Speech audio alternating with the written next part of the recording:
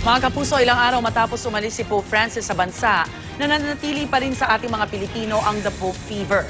Sa mga hindi pa makaget over sa papal visit, naka-exhibit po ngayon sa Cubao, Quezon City ang ilan sa mga papal items ni Pope Francis at ng mga nakalipas na Pope. Naroon ang kasama nating si Susan Enriquez. Susan.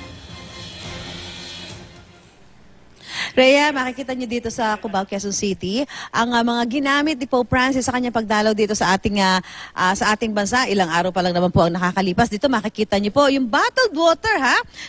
Ginamit po nitong si Pope Francis doon sa kanyang misa sa Luneta, yung skull cap ho niya, yung mga pontificate medal, at yung pang mga, basta yung ginamit pati sa Tacloban, ano. At ngayon, makakausap natin si Brother Dave de la Cruz para siya po yung chairman ng 2S Petrus Tour of Papal Relics. Brother, good morning. Good morning po. Ano ito? Para saan at bakit niyo po i-display itong mga ginamit ni Pope Francis doon sa kanyang katatapos lang na pagbisita sa atin? Dahil mainit-init pa yung pagmamahal ng mga Pilipino kay Pope Francis, ito'y paraan namin upang mapalalim itong pagmamahal na ito sa pamamagitan ng pag-display ng mga pinahiram at mga dinonate na gamit ng ating Santo Papa sa pumunta sa Pilipinas at sa Roma.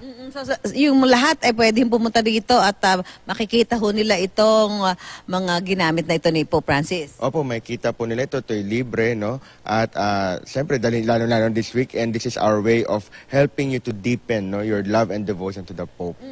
Paano to? Yung iba talaga dyan, may mga nagpunta dito dinala o yung iba ay talaga nakuha nyo na dahil after na magamit niya sa mga aktibidad na ginawa niya dito? Alam niyo po, kami nagpapasalamat kasi maraming tao na nakamit at yung mga nag-work doon, dinonate po yung ibang gamit dito. Iba naman ay pinahiram dahil ito'y gagamitin din naman sa mga simbahan po nila. Tawag po dito yung mga sacred mementos ni Pope Francis. At ito pa, brother, pakiano mo na lang. Ito yung mga tour envelopes. Napakaganda ho nito.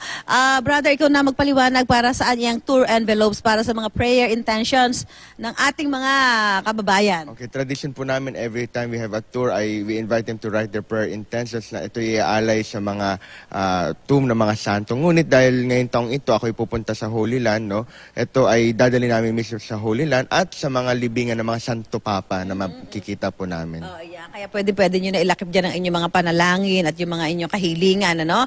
Dadalhin nyo yan sa Holy Land ngayong Marso, tama ba, brother? Opo.